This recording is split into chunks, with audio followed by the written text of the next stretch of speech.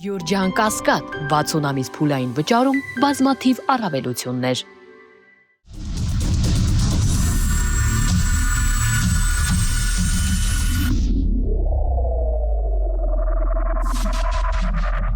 Բարի երեկո, Մեծաբի եթերում է Արենանը, ես Արթուր Հայրապետյան, այսօր զրուցելու եմ փաստաբան Զարուհի Փոստանջյանի հետ, բարի երեկո։ Շնորհակալ եմ հրավեր ընդունելու համար։ Տիկին Փոստանջյան, սկսենք այս վերջին Նիկոլի քարոզարշավից, որը իրականում քարոզարշավ չի, այլ տպավորությունը հատկապես վերջին իր այդ արաբկիր, որ մարդկանց հետ ինչ-որ հիշողություններ ունի այս մարդը և փորձում է այդ հիշողությունները կապել քարոզարշավի իր ելույթներին, վարկաբեկելով, վիրավորելով, հա մենք տեսանք։ Ուզում նախ հարցնեմ, ինչու հենց այդ օրը անդրադարձ կատարեց ձեր անձի շուրջ և ինչ-որ հիշողություններ արթնացան, որովհետև կարծես ինքը 2010 թվին էր բանտարկված և այդ հայտնի պատմությունը, որ Աննան զանգում է ձեզ և խնդրում է, որ շտապ հասնեք օգնության։ Կուզենամ մի փոքր այսպես անդրադարձ կատարենք և հասկանանք ինչն էր պատճառը, որ հարձակում գործադրվեց այդ օրը ձեր անձի շուրջ և այդ վիրավորանքները, զրպարտությունները։ Ես նրան 2017 թվականի երևի կեսերից հետո նրան երբեք չէի հանդիպել, այսինքն ես չեմ կարող ասել ֆիզիկապես ես նրա հետ հանդիպում չեմ ունեցել և 2018 թվականից հետո իրադարձությունները, որ տեղի ունեցան, մշտապես իհարկե իր բոլոր գործողությունները քննադատել եմ և չգիտեմ հիշում եք թե ոչ, ապրիլի 22-ին 2018 թվականի Աննայի ելույթը և ելույթի ժամանակ ինչ էր նա հայտարարում, կապված և Արցախի հետ և ասում էր, որ Զարուհին ասել է, որ Նիկոլ Փաշինյանը ծախված է։ Միգուցե այդ տպավորությունները և նաև նախորդ իր առաջարկները ինձ իր հետ համագործակցելու մերժվել էին և հետագայում նաև իմ կողմից նրա գործողությունների և գործունեության քննադատությունը, որը նաև 2021 թվականին դարձավ իմ դեմ հայց ներկայացնելու նաև իր համար հնարավորություն,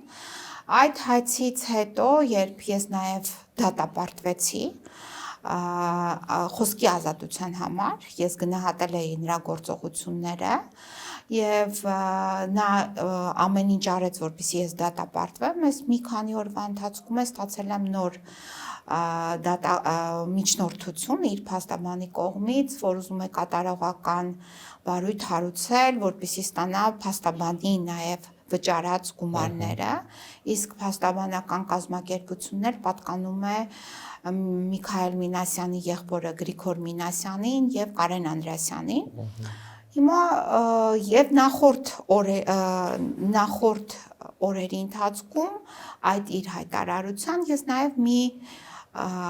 ես և իհարկե կուսակցությունը վերլուծություն բանաձև էինք հրապարակել այս քաղաքական ընտրությունների մասին, ճամփորդող գորտի մասին և համեմատություն էր արվել, այդ համեմատականի մեջ նաև իրեն էր տրվել գնահատական, միգուցե դրանք եք արդացել, որովհետև համենայնդեպս իմ մերձավոր շրջապատը ասում են դրանից է շատ հուզվել, ես չեմ կարող հիմա ասել, բայց այն, որ դա նորմալ չէ, երբ Հայաստանի Հանրապետության վարչապետի պաշտոնը զբաղեցնող անձը պաշտոնական քարոզարշավի ժամանակ իր քարոզարշավը թողնելով հանկարծակի, այսինքն անսպասելի անդրադարձ է կատարում իմ ասածներին, ինձ է ցիտում, հիշում, հիշատակում, նույնիսկ անձնավորված իմ գործունեությանն է անդրադառնում որպես պաշտպան, թեուն եք պաշտպանում, դուք եք խուլիգանին եք պաշտպանում, անձնավորված հայտարարություններ է անում, բացի այդ համեմատում դեպքեր եւ իրավիճակներ, որոնք տեղի էին ունեցել 1996 թվականին, 2000 թվականին, ինչ որ sense վաղեմություն ունեցող ինչ որ իրադարձություններին եւ իրավիճակներին, որտեղ ես ընդհանրապես մասնակցություն չեմ ունեցել։ Ես եկել եմ քաղաքականություն 2007 թվականից, ակտիվ քաղաքականության մեջ եմ եղել, սկսել եմ իմ ակտիվ քաղաքական գործունեությունը 2007 թվականից, իսկ մինչ այդ ընդհանրապես քաղաքական գործունեություն չեմ ծավալել։ Նայած ժառանգություն կուսակցությանը վիրավորեց։ Այո, բոլորին։ Ծախվածներ, կաշառակեր, ստահակ, բավականին կոշտ կոպիտ Այո, այդ բառամթերքը նույնիսկ բացի այդ ես նաև չեմ մասնակցում այս ընտրություններին, այսինքն ոչ թեկնածու եմ որևիցե քաղաքական ուժի կողմից առաջ է դրված որպես վարչապետ, իր մրցակիցը չեմ եւ նաեւ ոչ մի ցուցակներում ներգրաված չեմ որպես падգամավորի թեկնածու։ Այսպիսի կոշտ արձագանքը եւ բառապաշարը օգտագործելը այդ օրը ես կարծում եմ ունի եւ հիմքեր, որը վաղեմի են, որը ասացի, որ ինքը առաջարկներ է արել մերժվել է իմ կողմից, եւ բացի այդ նաեւ իմ կողմից այս տարիների ընթացքում իրեն քննադատել է Ինչ առաջարկների մասին ատիկ են փոստանջան։ Հիմա կասեմ, եւ այդ օրը Արաբկիր համայնքում իրեն դիմավորել է արաբկիրցիների կողմից։ Այո, ամեն քայլափոխին մերժողական, այո, վարքագիծ էր արաբկիրցիները իրեն փոխանցեցին մերժողական իրենց դիրքորոշումը։ Այդ ամբողջ օրվա կուլմինացիան ավարտվեց կոտրվեց ձեր։ Այո, այդպիսի հայտարարությամբ ես ինքը գիտեմ, որ ինքը գիտի, որ ես արաբկիրցիների թոռ եմ։ Իմ պապերն են հիմնադրել Արաբկիր համայնքը։ Արաբկիր համայնքում ընդդիմությունը երբևիցե չի պարտվել, մշտապես հաղթում է ընդդիմությունը։ Երևի ես ամեն ինչը կուտակվելով, հասկանալով մտածելա դուք եք արել, որ այդպես իրեն մերժում են ամեն Ես քայլափոխին։ չեմ բացառում, որովհետև ինքը գիտի։ Այդ երևակայությունը մենք չենք կարող նրա պատկերացնել։ Այո, չենք կարող, բայց այն, որ ինքը ինձ է լավ ճանաչում, ես իրեն եմ լավ ճանաչում, դա իրականություն է։ Իսկ այդ օրը ձեզ տեսավ։ Այդ օրը ինքը գիտի, որ նաև իմ տան մոտ է անում այդ ամեն ինչը։ Այո, տեսել է ինձ ու իր մեջ ինչ-որ հիշողություններ է, այո, ոչ լավ հիշողություններ։ Այո, ոչ լավ հիշողություններ եւ ինքը միանգամից, այսինքն տեսնելուն պես, ինքը չի լսել ես ինչ տեսնելուն պես ինքը սկսել է այդ նյարդայինացած ելույթը հայտարարությունը։ Հիմա առաջարկների մասին ասեմ։ 2017 թվականին, երբ պետք է տեղի ունենային ազգային ժողովի հերթական ընտրություններ, այդ ելքդաշինք հասկացությունը, որը պետք է նոր ձևավորվեր, նա ցանկանում էր, որպեսզի ես այդ ելքդաշինքով իրենց հետ համագործակցելով գնամ ազգային ժողովի ընտրություններին։ Ես իրենց մերժել եմ, իրեն մասնավորապես, հետագայում նաև իր հետ համագործակցողներից եմ ստացել առաջարկ, նույնպես մերժել եմ, ասել եմ ոչ, ես Նիկոլ Փաշինյանի հետ որևիցե գործընթացում մասնակցության հնարավորությունը մերժում եմ։ Լավ ճանաչելով իր անձը, դրա համար մերժեցիք։ Լավ ճանաչելով իր անձը, իր վարքագիծը, իր արդեն իսկ հայտարարությունները, որը եղել են գրավոր տեսքով իր այդ այսպես կոչված հայկական ժամանակթերթում, այդ ամենը հասկանալով եւ իմանալով արդեն ինքը ով է։ Որտեղ միայն ճանաչող մարդն էր, հա, ասում իր հետ մատաղ ուտելու գնալու տեղ չկա։ Տեսեք, 12 թվականից ինքը եղել է ազգային ժողովի падգամավոր։ Մինչ այդ իհարկե ես իրեն չեմ ճանաչել, ես իրեն առաջի անգամ տեսել եմ որպես փաստաբան կապված իմ պաշտպանյալի իրավունքների հետ, որպես ինքը լրագրող, խմբագիր, որը պետք է հայտարարության տակ ստորագրեր իր պաշտպանություն իմ պաշտպանյալի։ Այսպես առաջին անգամ ես նրա հետ շփում եմ ունեցել։ Երկրորդ անգամ նրա հետ իմ շփումը եղել է արդեն որ 2007 թվականին որպես ազգային ժողովի падգամավորի թեկնածու եւ ինքը իմպիչմենտ էր անում փողոցներում։ Եվ այդ իմպիչմենտի իր եւ այդ դրանից հետո ինքը պարտվել է, չի անցել ազգային ժողով, որը շփումներ ունեցել են եւ մյուս արդեն շփումները տեղի են ունեցել 2008 թվականից հետո, երբ այդ իրադարձությունները տեղի ունեցան մարտի 1-ի, հետո ինքը ինչպես անհայտացավ այդտեղից։ Ինքը եզակին է, ում թույլ է տրվել այդտեղից հեռանալ։ Ինչպես է նա հեռացել։ Այն ֆիլմը, որը ինքը հրապարակել է, ես արժանահավատ չեմ համարում, որ ինքը կարողացել է այդտեղից փախուստի դիմել։ Ես չեմ հավատում, որ ինքը կարող էր այդտեղից փախուստի դիմել, որովհետև դրանից հետո ես գնացել եմ բոլոր ազատազրկված անձանց հետևից, քաղաքբանտարկյալների հետևից, ովքեր ընդհանուր Բագրատյանին էին ազատազրկել, այսինքն մարդիկ, ովքեր այնտեղ որևիցե կերպ չեն կարող զանգվածային ինչ-որ անկարգություն կատարել։ Բոլորի հետևից գնացել եմ, բայց ինքը ազատազրկված չի եղել։ Եվ ինձ համար դա անհայտ է։ Ես չեմ հավատում, որ ինքը կարող էր այդտեղից փախուստի դիմել։ Եվ դրանից հետո իհարկե շփումները եւ արդեն ազգային ժողովում եւ հետագա, այսինքն այն իրավիճակում, որում ես տեսել եմ իրեն կոշկրակատարողական հիմնարկում, գիտեք, ես ունեմ տարբեր պաշտպանյալներ եմ ունեցել եւ ունեմ, բայց ամեն դեպքում մարդու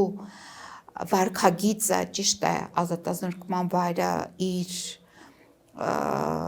խիստ եւ ամարտկային նաև վերաբերմունքը ունի ազատազրկված անձի վերաբերյալ մեր բանտերը այնպես չէ որ ժողովրդավարական բանտեր են, պետության բանտեր են, մենք տեսնում ենք թե ինչպես են նաև այս անցյալ տարվա ընթացքում քանի մահ արձանագրվեց, մասնավորապես Նուբարաշեն արմավիր քրեակատարողական հիմնարկում, այս ամենը հասկանալի է, որ մարդը այնտեղ ինչպիսի վիճակում է գտնվում, բայց դրա հետ մեկտեղ, երբ քաղաքական գործունեություն ծավալողը կամ փորձ կատարողը այդ գործունեությունը ծավալել, impeachment բղավողը եւ այլն, երբ մի ամբողջ գիշեր նման վարքագիծ է դրսևորում, արդեն դու հասկանում ես, որ ում հետ դու գործ ունես, այսինքն դու մարդուն տեսնում ես իր այնպիսի խոցելի իհարկե իրավիճակում, բայց այդ խոցելի իրավիճակը նաև մարդուն բնորոշում է իր եւ ուժեղ կողմերը եւ թույլ կողմերը եւ ընդհանրապես ինքը ով է։ Դրանից հետո իհարկե սկսեցի արդեն ավելի մոտ ճանաչել Նիկոլ Փաշինյանին։ Դրանից հետո նա արդեն մուտք գործեց 2012 թվականին խորհրդարան։ Խորհրդարանում իր ելույթները, քվեարկությունները եւ այլն իր գործնեությունը արդեն ամեն ինչ քեզ այսպես ասած դու նայում ես ավելի մանրազնին ամեն ձևի, արդեն դու հասկանում ես, որ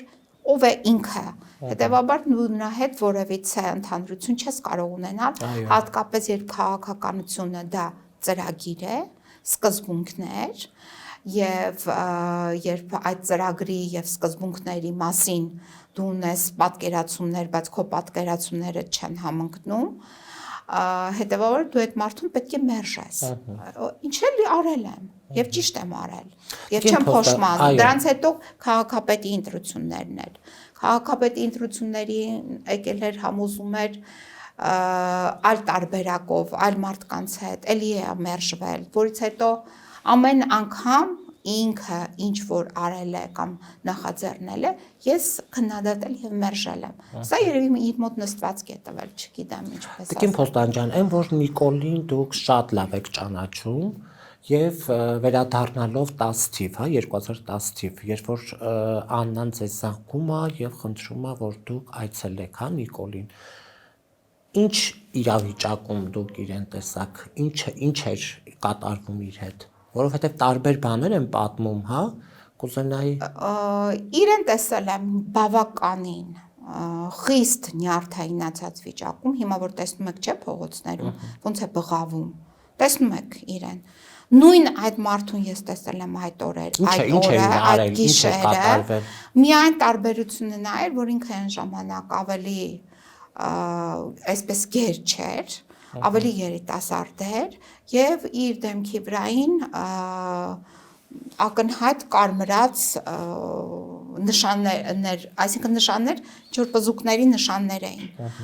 Եվ ինքը նյարդայնացած բղավում էր, ասում էր, որ իր նկատմամբ տեղի է ունեցել հարձակում, իր կյանքին վտանգ է սպառնում,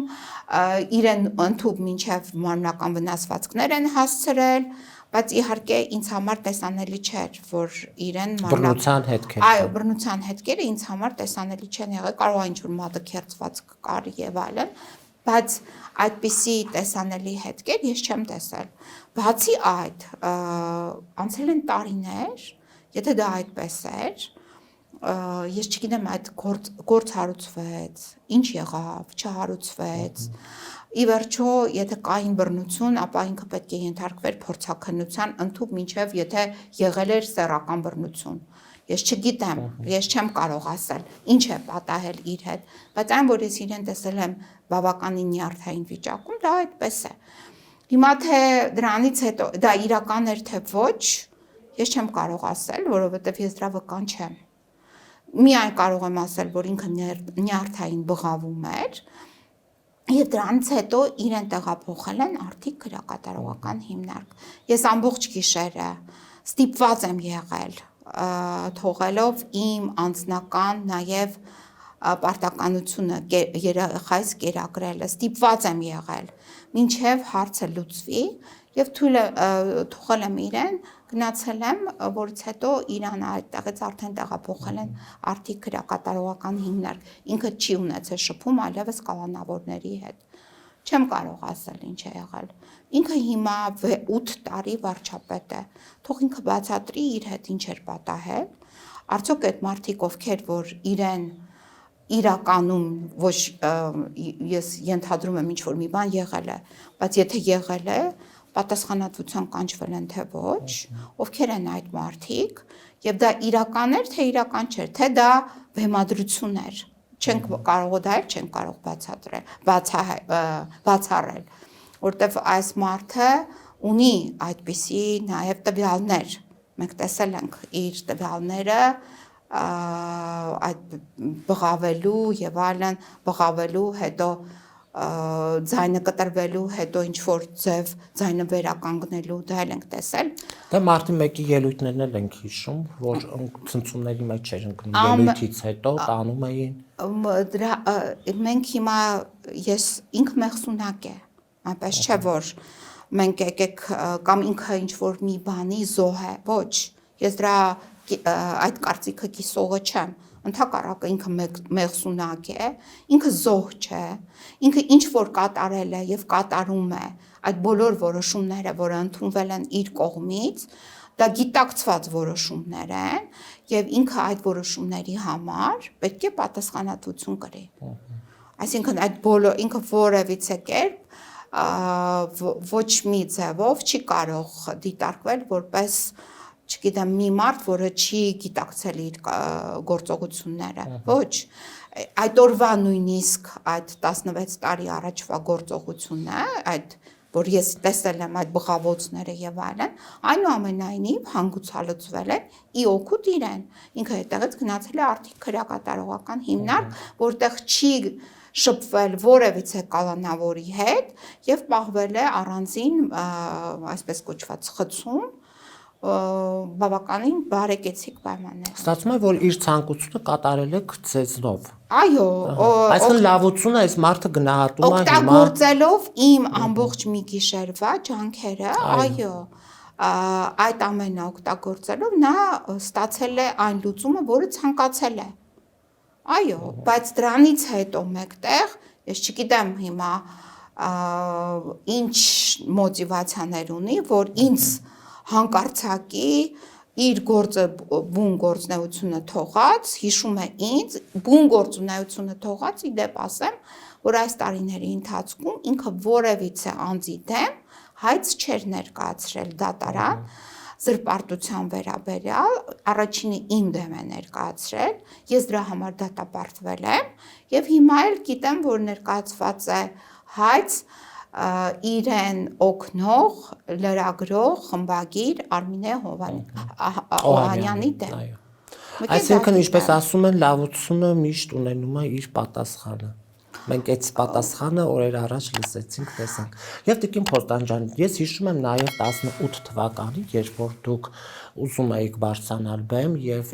ինչ որ խոսք ունեիք, պետքա տեղ հասնեիք, ձեզ փորձեցին հեռացնել, այսինքն չփորձեցին, հեռացրեցին եւ թույլ չտվեցին, որ ձեր խոսքը հնչի հանրության առաջ։ Ուզում եմ հենց հիմա, հա, ինչ պիտի ասեիք, որ այդպես էլ թույլ չտվեցին, եւ ես հիմա հասկանում եմ, թե ինչու թույլ չտվեցին, եթե նույնիսկ ունեիք ժողովրդին ինչ որ բան ասելու կամ հուշելու, հա, որովհետեւ հիմա հասկանում եմ ինչու, որովհետեւ նույն Աննան Հակոբյան, երբ որ փորձում էր ձեզ այնտեղից մեկուսացնել ինչ որ մարդկանց միջոցով, վախ կար, այդ ժամանակ էլ վախ կար իրենց մոտ։ Տեսեք, ինչ ասում դրանից հետո անմիջապես Աննան։ Այդ միկրոֆոնը ինձանից բռնությամբ ձեռս այդ խլում են կոնկրետ։ Աննան ինքը ոչ միայն խլում է, այդ ընթացքում իր եղունգով նաև իմ ձեռքս է։ Այո, տեսանյութերում կան։ Ճանկռում է, այսինքն այնքան էր վախը, որ ամեն գնով պետք է, որտեվ այդ պահին, որ ինքը այդ եղունգը մտցնում է, ես բաց եմ թողում միկրոֆոնը։ Ինքը այդպես են կարում իրանք վերցնեն,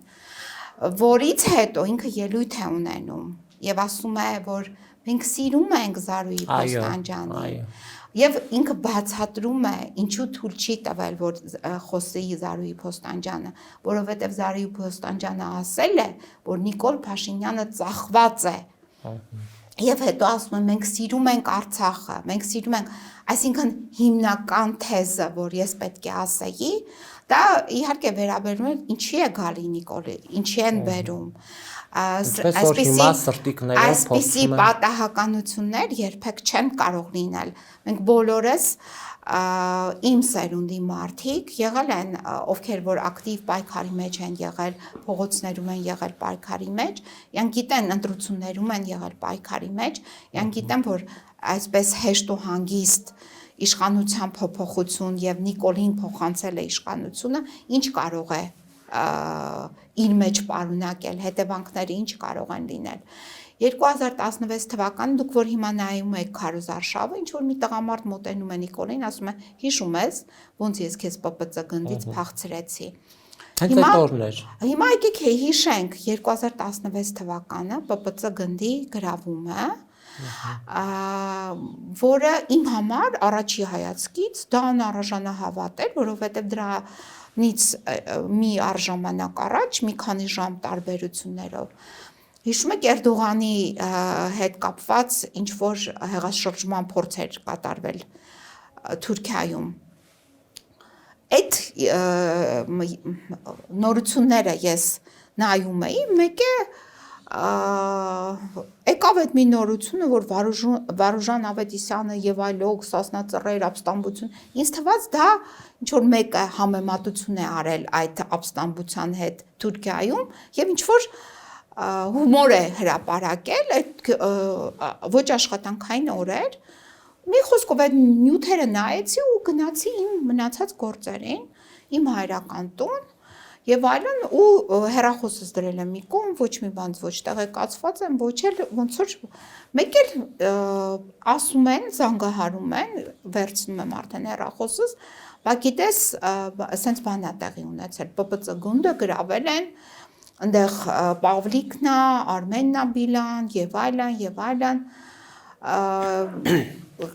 կարող ես գնաս այնտեղ, ես է պատգամավոր եմ ու որոշում եմ գնամ այնտեղ։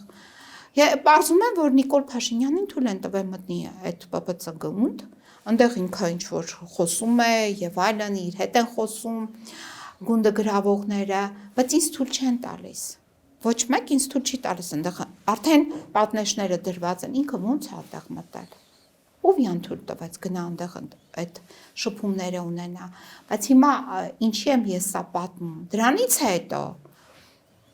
իրանք որ դուրս ինքը արդեն որ այդտեղ բողոքի ակցիաներ են երկարատև իրականացվում, հիշում եք, օրեր շարունակ, որը տևում է մոտ 1 ամիս։ Այդ բողոքի ակցիաների ժամանակ իրենք ձեռքերը բարձրացնում են վերև։ Այդ ձեռքերը բարձրացնելը վերևը ինքը ճիշտ է սիմվոլիկ է, իբրև թե իրանք հեղափոխություն են անում առանց բռնության, գալիս են եւ այլն։ Դա հենց հանձնումն էր, որը մենք տեսանք արդեն 2 տարի հետո 18 թվականին եկան իշխանության, 18 թվականից հետո ինչ որ բանակցություններ, որի վերաբերյալ եղան պաշտոնական նաև հայտարարություններ, ինչ որ պայմանավորվածություններ եւ 20 թվականի պատերազմը, որից հետո նաև արդեն Արցախի հանրապետության 12000 քառակուսի կիլոմետրի հանձնումը։ Այսինքն այդ ձեռքերը բարձրացնել վերև, ոչ թե իշխանափոխության համար էր, այլ Արցախը հանձնելու համար էր, թուրքերի համար էին բարձրացնում իրենց ձեռքերը վերև։ Սա որպես որ 16 թվականից ոնց էին իրենց վերում եւ այդ օրերին երբ Բեմից այս ամենը ուզում եք պատմել 18 թվականին, այսինքն բեմից ես սա չէի պատմելու, ես պետք է ասեի, որ այս հարցերը գործ ունենք այս մարդու հետ։ Այս մարդու հետ գործ ունենք, այս հարցերը կան։ Ինչ պետք է լինի։ Այսինքն սենց հապճեպից պետք է խոսեի հանրության հետ մեր ծրագրերի մասին եւ ով է այդ ծրագիրը իրականացնելու, մեր ազգային ծրագրերի մասին։ Եվ արդյոք դրա ժամանակն է թե ոչ։ Եվ իհարկե պահանջված էին փոփոխությունները։ Այստեղ երկրորդ կարծիք չկա։ Իհարկե նախորդ իշխանությունը, որ պետք է փոխվեր, բայց ոչ թե դեմքերը։ Պետք է լիներ համակարգային փոփոխություն։ Ոչ թե պետք է մերժվեին անձերը, պետք է մերժվեր համակարգը եւ ծրագիրը։ Եւ այդ մերժումը պետք է լիներ ծրագրային։ Իսկ Նիկոլի գալուց հետո կամ այդ ընթացքում դուք գիտեիք, որ ներեցեք 2015 թվականին, որ փոխվում էր Հայաստանի Հանրապետության սահմանադրությունը, հիշում եք Նիկոլ Փաշինյանը ինչ վարքագիծ եւ ինչ հայտարարություններ արեց։ Նա կողմ էր, որովհետեւ այդ սահմանադրությունը, նաեւ այդ գործիքները իրավական հնարավորություն էին տալիս նաեւ Արցախի հարցում նման իրավական նաեւ որոշումներ կայացնելու հնարավորությունները, որը մենք տեսանք արդեն փաստացի Արցախը հանձնելու ժամանակահատվածում, այսինքն այդ տարիների ընթացքում։ Եվ ինքը կողմ էր, մենք հիմա որ նայում ենք, հետ ենք նայում, այդ սահմանադրությունը ըստ էության հենց իր միլիմետր իր հակով էր կարված, այլ ոչ թե ինչ որ մեկ, իսկ մենք պետք է դեմ լինեինք ոչ թե անձանց, այլ համակարգին, իսկ համակարգին դեմ լինելով մենք պետք է լուծեինք նաև այդ հարցերը կապված եւ Արցախի հետ, եւ Արցախի ճանաչման հետ, եւ մնացած մեջ բոլոր հարցերը պետության մեջ դատական համակարգի իշխանությունների տարանջացման, միմյանց զսպման, փոխզսպման մեխանիզմների հետ կապված ոչ մի հարց չի լուծվել։ Այսինքն հեղափոխություն, այդպես ասած, որը մենք պատկերացնում ենք, տեղի չի ունեցել։ Այսինքն ո՞րն էր այդ հեղափոխության սկզբունքը։ Դա հիմա ասում է 4-րդ իշխանաբան, 4-րդ հանրապետություն ենք ստեղծում։ Չի կարող լինել 4-րդ հանրապետության ստեղծումը հեղափոխության սկզբունքը, որովհետև մենք նայում ենք ֆրանսիական հեղափոխությունը կամ այլ հեղափոխություն, սկզբունքները ո՞րն էին, ի՞նչն էր փոխվում, ի՞նչն էր հեղափոխությամբ տրամադրվում հանրությանը, ոչինչ չի տրամադրվել հեղափոխությամբ։ Եթե կոռուպցիայի դեմ պայքարը մտնում էր այդ իրենց ասած սկզբունքների մեջ, ապա հիմա եկեք նայենք կոռուպցիայի դեմ պայքարը, կոռուպցիան որն է, ինքը ասում է, որ թալանել են, գողացել են, տարել են, հետ են բերելու կոպեկ առ կոպեկ, չգիտեմ, տարբեր քյաբաբ առ քյաբաբ։ Հիմա էլ ասում է ցեմենտի գործարանն են վերցրելու տան ժողովրդին։ Դրանք հետ չի բերվել մեկ, բայց դրա դիմացը հանձնվել է 12000 քառակուսի կիլոմետր հող, տարածք, հայրենիք, ամեն ինչով։ Պատկերացեք, եկեք հաշվենք դրա պատճառված վնասը։ Տները, այդքան մարդիկ 120,000 տնազուրկ, հողերը, սրբությունները, գերեզմանները, եկեք հաշվենք։ Հիմա եթե թալան է, այս ով մեզ թալանեց։ 12000 քառակուսի կիլոմետր տարածքը ես եւ հարգելի Արտուր, դուք այսօր չենք կարող գնալ։ Այդ տարածքում մեր սրբությունները հարգել, մեր եկեղեցում աղոթել, մոմ վառել, իղձեր ունենալ, ամուսնանալ, պսակադրվել, երեխաներ կնքել, ու կարող ենք, չէ, ինքը մեզ զրկել է դրանից։ Հիմա կոռուպցիան որտեղ է։ Դե հիմա մեղադրում են ինչու եք կենթանի մնացել։ Դե հիմա դա էլ է նույնը, այսինքն մարդկային կյանքը ինքը ոչ մի դա անգնահատելի է եւ հիմա մարդկանց ասում են այո ինչու եք այդ 120,000 մարդուն ասում են ինչու եք դուք կենթանի մնացել կենթանի բառն է օգտագործում ողջ բառը գոնե օգտագործեր կհասկանայինք ասում են ինչի ես դու ապրում ինչի ես դու ողջ ես քեզ դրա համար պետք է պատժեմ ինչու ես դու ողջ այդպես էլ ասում են դրա համար երբ որ ասում ենք դիտավորությամբ մարդկանց թասիբի երկծում եւ ասում են տունը ինչ ունեք հագեք գնացեք Արցախ դե ինքը հիմա իր այդ հայտարարությունները եւ հետագայում նաեւ կատարված հայտարարությունը որը ներառված էր այդ ճամփորդող գործի հայտարարության մեջ որը հրապարակել էինք այդ հակադրությունը այսինքն իրավական իրավական գնահատականի մեջ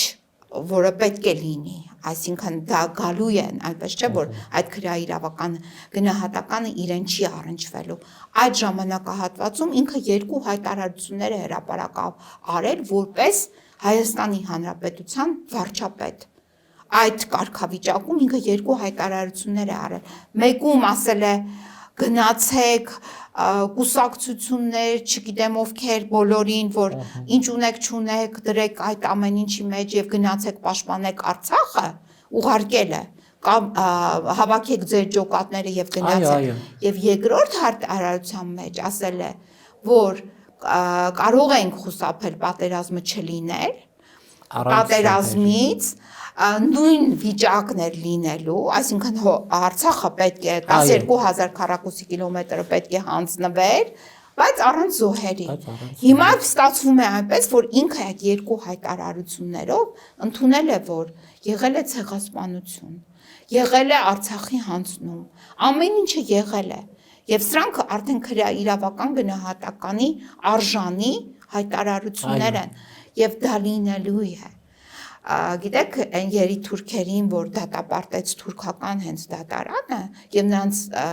նկատմամբ դատավճիռ կայացվեց մահապատիժ, ճիշտ է մահապատիժը աշխարհաքաղաքական պայմանավորվածությունների ներքո էլի չկատարվեց, օրենքով սահմանված այդ կարգով այլ վրիժառուները կատարեցին այդ մահապատիժը, բայց այնուամենայնիվ դատական ակտ կայացվեց, այսինքն նույնիսկ թուրքական դատարանի կողմից, ես այս համեմատությունները անում եմ, իհարկե մեր հայկական պետության դատարանի կողմից նման դատական ակտեր կայացվելու են, եւ ես էլ ինքը գիտի, որ լինելու եմ այդ ժամանակ որպես կողմ մեղադրող կողմի բանակում այսինքն ինքը լինելու է այս ամենից պաշտպանում մենք արդար դատաքննությամբ ենք նրան դատելու ինքը կպաշտպանվի այդ մեղադրանքից բայց այդ բանակը մեղադրողների լինելու է գրագետ ամեն ինչը կազմակերպվելու է եւ փաստաթղթերի եւ գրագետ կազմված մեղադրանքի ներքո ներկայացվելու է դատարանին մեղադրական եզրակացությունը այստեղ ու այդ ապացույցները այնքան բազմաթիվ են այո իր բոլոր ելույթներում ինքնախոստովանական ցուցմունքներ են ակնառուցություն որ ոչ մի դատավոր դա չի կարող մեկնաբանել ի օգուտ իրեն դրանք բոլորը իրեն մեղադրող ապացույցներ են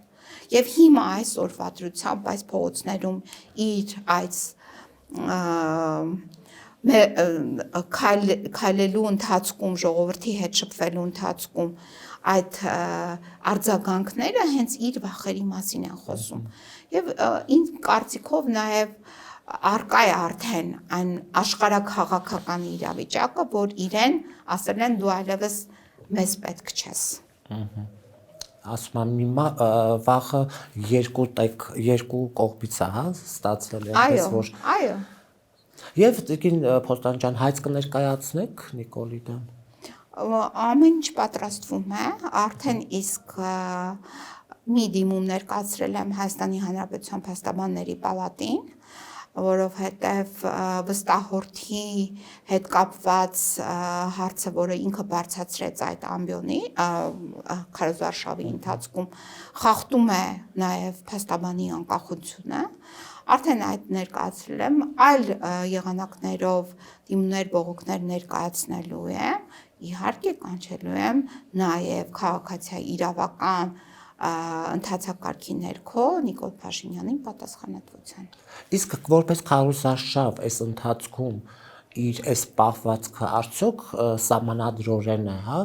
օրինակ կարող է նաև իրեն զրկել մասնակցությունը որպես ընտրական այս գործընթացի։ Տեսեք, իր խոսքերը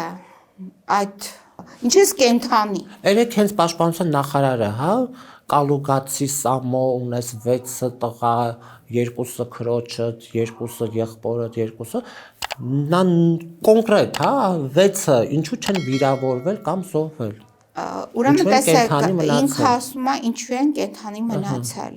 Հիմա նույն հարցադրումը պետք է տանք մենք իրեն, ինքը համենայն դեպս Արցախում, մենք չգիտենք ինքը այդ օրերին Արցախում որ մի դիրքում է եղել, բայց իր կինը Աննա Հակոբյանը եղել է բունկերում, դա ինքը ընդունել է, դա հանրահայտ փաստ է, որը ընդունվել է, տարբեր մարդիկ էլ այդ մասին վկայություն են տվել։ Բունկերը դա դիրք է, այսինքն հատուկ պաշտպանված գաղտնի մաս է, հատկապես երբ հայտարարված է երկրում արտակարգ դրություն, պատերազմական իրավիճակ է։ Իր որդին, իր ասածով, Աշոտիկը ինչ որ եղել է, չգիտեմ որտեղ, ինչ որ մեկն էլ պահել է, չի զոհվել Աշոտիկը, ինչ որ մեկն է զոհվել, պահել, չգիտեմ, հիմա չցիտեմ մանրամասն, համենայն դեպս Աշոտիկը նույնպես կենթանի է։ Հիմա իրեն կարող են չէ նույն հարցերը տան։ Ինչու է Աննա Հակոբյանը կենթանի։ Պատասխանի, ինչու է երեխաներիդ մայրը կենթանի։ Ես ասում եմ, էտիա բառերով, կենթանի ինքը բառն է օգտագործում, պետք է ասի ինչու են ողջ։ Այո։ Հիմա Նիկոլ Փաշինյան կարող ես բացատրել հանրությանը, ինչու Աննա Հակոբյանը ողջ է մնացել, բացի այդ նաև ջոկատ ուներ։ Այդ ջոկատով ինչու է նա ողջ մնացել, հարց։ Մյուս այդ նույն Աշոտիկը, ինչու է ողջ մնացել Աշոտիկը։ Ասում եմ ես իմ ընտանիքը նույնիսկ դրել եմ զոհասեղանին եւ չեմ խնդայել։ Իսկ մենք հավատում ենք դրան։ Այսինքն այդ զոհասեղանին դնելու համար մենք պետք է ունենայինք փաստացի տվյալներ, որ իրոք այդպես է եղել, թե ոչ։ Ես այդպես չեմ կարծում, որ այդպես է եղել։ Իսկ մարդիկ ստիպված էին եղել լքեին Արցախը, որովհետև մինչ այդ չմոռանանք, քանի ամիս Արցախը գտնվում էր շրջափակման մեջ։ Այսինքն սովը եւ մնացած խնդիրները թակել էին արցախցիների դուռը։ Բացի այդ հարձակման ժամանակ շուրջ 1000 արցախցի էլի զոհվել։ Իսկ 300 հոգին էլ վառել են, նոր հանել են Արցախից։ Այդ չենք մոռանում, չէ՞։ Իսկ ինքը սահմանադրորեն մեր նաև օրենքներով Արցախի երաշխավորն էր։ Բայց իսկ ինքը ինչու արեց այնպես, որ արցախցիները զոհվեցին, որ հայ ազգի կարևոր մասը, երիտասարդությունը, տղամարդիկ մի սերունդ զոհվեց։ Ինչու դա այդպես եղավ։ Չէ՞ որ ինքն է ասում, կլիներ նույն իրավիճակը, բայց առանց զոհերի։ Հիմա քեզ ենք հարցնում։ Ինչու այդ մարդիկ հիմա ողջ չեն։ Ամենակարևորը, ոչ թե ինչու դուք զոհված չեք, ողջ եք, այլ ինչու ողջ չեն Եռաբլուրի երեխաները։ Ինքը հիմա շահարկում ասում է դուք ասեք, որտեղից գիտեք, որ 5000 զոհ է եղել։ Բա դու հրապարակի։ Անուններ անուն, ազգանուն, հայրանուն, ով որտեղ է զոհվել, դու հիմա հրապարակի։ Միգուցե 5 չի 10 է։ Դու հրապարակի։ Դեռ մոռանանք, որ 3 պատերազմների մասին է նաև խոսքը։ Այո, նաև այս մինչև Արցախի հանձնելը դու հրապարակի մարդկանց քանակը անուն ազգանուններով, անունները տալով, հաշվելով, մենք իմանանք ինչքան մարդ է զոհվել, ողջ չէ, քո ասածով այդ մարդիկ ինչու զոհվել, այ դու մի հատ դրա բացատրությունը մեզ տուր։ Ուր են հրապարակի այդ ցուցակները։ Մինչև հիմա չի հրապարակել, իսկ դու ես պարտավոր հրապարակել։ Հայաստանի Հանրապետության վարչապետը դու ես։ Հայաստանի Հանրապետության պաշտպանության նախարարը քո կառավարության անդամն է։ Դուք պետք է հրապարակեք։ Առողջապահության նախարարը քո կառավարության անդամն է։ Դուք պետք է հրապարակեք։ Դուք հրապարակեք, քանի դեռ չեք հրապարակել, հանրությունը տեսնելով այդ գերեզմանատները, որը Եռաբլուրը միակը չէ, միայն Երևանում չէ Եռաբլուր, գնանք մարզեր, շրջաններ, քաղաքներ, տեսնենք դիցուկ գնանք Երևանում Քանաքեռ-Զեյթուն գերեզմանատուն, տեսեք քանի Եռաբլուր ես դու ստեղծել, որ այդ երեխաների ծնողները տարել են իրենց ընտանեկան գերեզմանատանն են ուղարկավորել իրենց երեխաներին։ Հիմա այդ հաշվարկներ հələ որ մեզ հանգեցրել է այդ 5000-ին։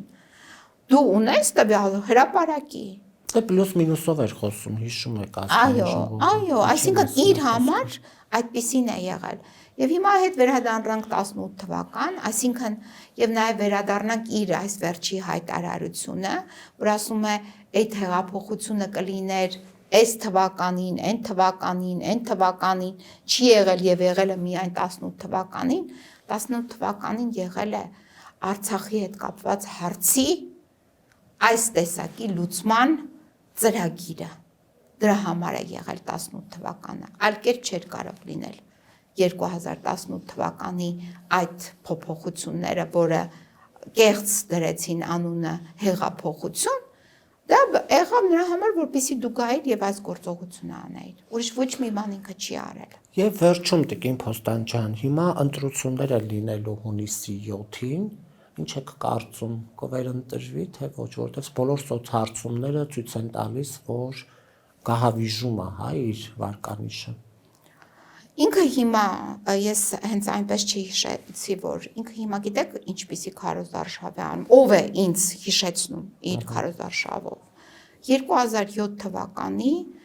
impeachment դաշինքի Նիկոլին, ով չընտրվեց, պարզապես։ Այդ ձևի ինքը գահավիժելու է։ Այսինքն ինքը այլևս ավարտված պատմության մեջ է, որպես, չգիտեմ, Նիկոլ ասեմ, որպես մնացած գնահատականները դեռ կտրվեն, բայց այս փուլում, այս քաղաքական, այսպիսի իրավիճակում ինքը ավարտված է, ակնհայտ է, որովհետև իր խոսքերում, պատկերացրեք 8 տարի է նա վարչապետ է։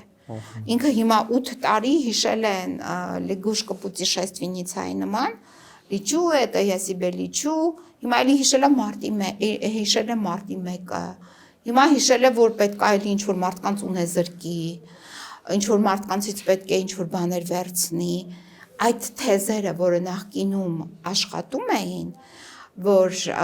իր կեղծ հայտարարությունը, որ մարտի 1-ը ամբողջ ծավալով բացահայտված է, իսկ մարտի 1-ի ամբողջ ծավալի բացահայտումը առանցքային մասը դա 10 զոհերի սպանությունների բացահայտումներ, ոչ մի սպանության բացահայտում տեղի չի ունեցել, ի վերջո, այդ նույն մարդիկ ոնց են զոհվել, ում կրակոցից են զոհվել։ Եվ չհաշված փաստահավաք խումբը կհիշեք այդ տարիներին, որը 10 չէին, հա, բայց ինչ որ գումարեցին, հանեցին, սարքեցին։ Հիմա դրա համար եմ ասում, հիմա մենք այսօրվա դրությամբ այդ նույն 10 զորերի հետ կապված ամեն մի սպանություն պետք է քննվի իր այսինքն այդ դեպքի մանրամասների ներքո ոնց է տեղի ունեցել։ Բացահայտվել է 3 անգամ, մի քանի անգամ այս մարդը կրկնեց մարտի 1-ը։ Չի բացահայտվել, մենք չունենք, չէ, կոնկրետ եղել են մարդիկ, ովքեր զոհվել են հրազենային վնասվածքից։ Ի վերջո այդ հրազենային վնասվածքը ինչ հրազենից էր արձակվել, ով էր արձակել, որտեղից էր արձակել, ուր է այդ մեղադրյալը, այդ սպանություն կատարողը։ Այդ սպանությունը եթե կատարվել էր հրահանգի ներքո, ուր է այդ հրահանգ տվողը, որ կգնաս կոնկրետ այս անուն ազգանունով մարդուն, ով խաղաղ ցուցարար է կամ անկարգ ցուցարար է կամ զինծառայող է, ի վերջո երկուսը զինծառայող էին զոհվածներից, ով է այդ հրահանգը տվել այդ մարդկանց սպանելու, զոհվել են այդ մարդիկ, ոնց է եղել այդ մարդկանց կյանքի ընդհատումը, մենք չունենք դրանց պատասխանները, այսինքն այս 8 տարին, երբ ինքը չի քննել այդ սպանությունները, հետևաբար ինքը խնդիր է ունեցել չքննելու եւ ինչի է ունեցել այդ խնդիրը, որովհետեւ այդ քննված գործերը շատ բաներ կբացահայտեին, ի վերջո կբացահայտեին, թե մարտի 1-ին ինքը ոնց է այդտեղից, չգիտեմ, էվակուացվել, ով է էվակուացրել, ինչի համար են էվակուացրել, ոնց է կարողացել թաքնվել երկար ժամանակ։ Այդ հարցերի պատասխանը գալու էին առնչվեին այս հարցերի, այսինքն սպանության բացահայտումը գալու էր առնչվեր այս հարցերի պատասխաններ։ Իհարկե, որովհետև ինքը հիմա հայտարարություններ է անում, իբրև թե Եվրոպական դատարանը որոշում է կայացրել, այո, որոշում է կայացրել Եվրոպական դատարանը, բայց անհատապես ինչ է տեղի ունեցել, մեզ հայտնի չէ։ Իհարկե, ես կողմնակից եմ, որ մեր հայրենակիցները հնարավորություն ունենան խաղաղ բողոքի ակցիաներ կազմակերպել։ Բայց դե Փոստան ջան, հենց պետք է օգտագործել մարտի 1-ը, ինքը օգտագործում է։ Դե հիմա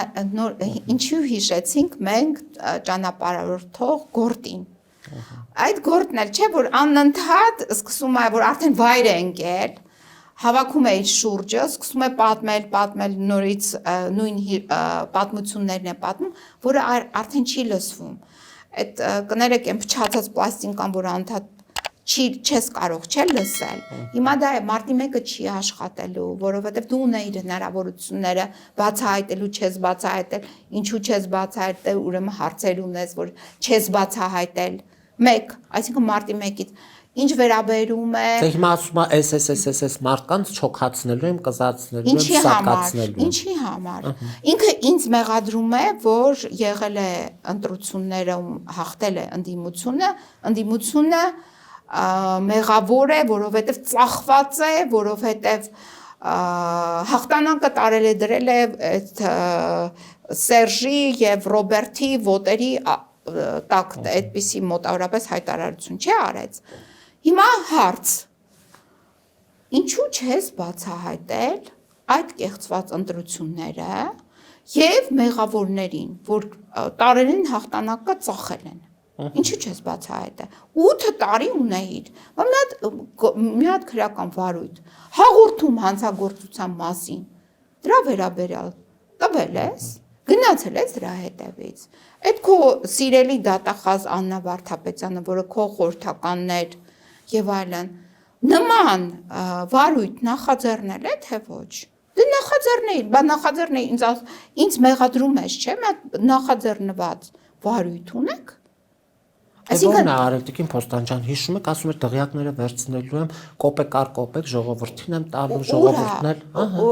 հիմա նույնը ասում է հիմա, ցեմենտի գործարանը, Ծառուկյանին։ Այդ հանրությունը, որը իրենից ակնկալում էր, օրինակ այդ դղյակների տերերից վերցնել եւ բաժանել իրեն, նա այդ հանրությունը հասկացել է, որ դա սուտ է։ Բացի այդ հանրությունը նաեւ բախվել է այնպիսի իրականության հետ, որ ինքը լինելով արդեն իշխանություն, չգիտեմ քանի 100 անգամ բարձրացրել է գույքահարկը։ Օրինակ այդ նույն հանրությունը, որպեսզի իր իրավունքները պաշտպանի, պետք է դիմի դատական պաշտպանության հայց ներկայացնելու համար 3000 դրամը դարձել է 30000 դրամ, 4000 դրամը դարձել է 40000 դրամ, այսպես, այսինքն տարբեր հայցատեսակների հետ կապված իհարկե տարբեր են գումարները, ես հիմա համեմատություն եմ անում, որ ինչքան է բարձրացել, այսինքն դատարանի մատչելիությունը իրենից վերցվել է, հանրային տրանսպորտը բարելավորելու փոխարեն դարձրել էր 300 դրամ, հետո 150 դրամ, հիմա մարդկանց համատարած ինչ-որ վարորդներին հրահանգել է և նրանք ոչ իրավաչափ, ինքնիրավչությամբ մարդկանց իջեցնում են հանրային տրանսպորտից, որ մեկը բացատրենք, որ մեկը ասենք, այսինքն ամեն ինչ թանկացել է, բոլոր պետական ծառայությունները, այդ գույքահարկ եւ այլն թանկացել են, ոչինչ չի բարելավել։ Այս վերջում էլ մենք կարող ենք սա դիտարկել ուղղակի որպես կաշառքի ձևաչափ, թոշակառուներին թոշակը 10,000 դրամով բարձրացնելը, դա պետք է արվեր բնականon կարգով, պարբերաբար, հատկապես գնահատելով առաջի սպառման ապրանքների գների թանկացումը, դեղերը թանկացրել է, ապրանքները թանկացել են, այդ 10,000 դրամը նույնիսկ եղանակ չէր ազդելու, եղանակ չէր ունենալու թոշակառուների գրպանի վրա։ Հետևաբար հասկանալի է, նրանք բոլորը հասկանում են, այսինքն ձեր ասած գահավիժումը ակնառու է, լինելու է։ Հիմա մեր քաղաքացիներին ես կհորդորեմ, որ գնան ընտրությունների, պարտադիր, տարբեր ծրագրեր են ներկայացված, տարբեր, նորերը կան, նոր մարդիկ կան, նոր մարդիկ ինչ իմաստով, որ քաղաքական ճիշտ է, որոշ փորձառություն ունեն, բայց նրանք երբևիցե չեն եղել վարչապետի թեկնածու կամ նախագահ եւ այլն։ Կարող եք նրանց ընտրել, կարող եք հիներին ընտրել,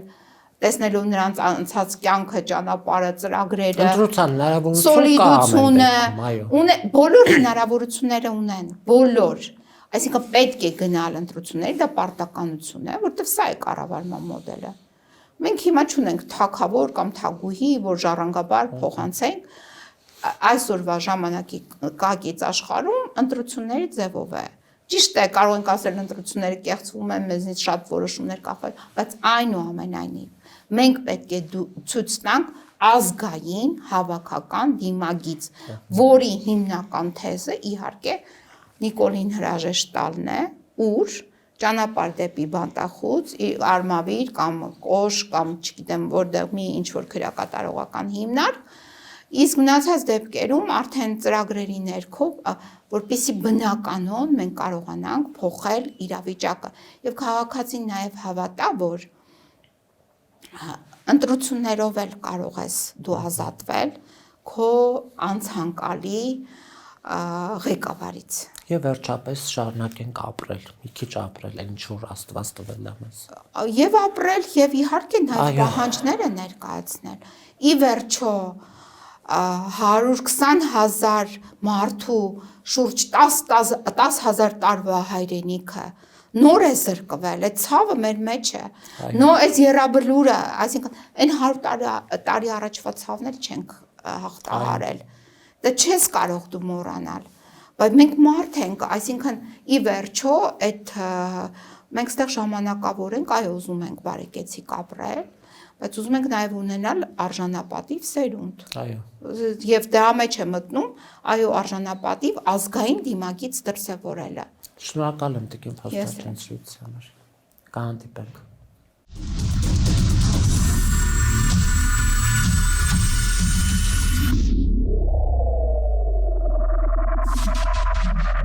Գյուրջան Կասկադ 60 ամիս փուլային վճարում բազմաթիվ առավելություններ։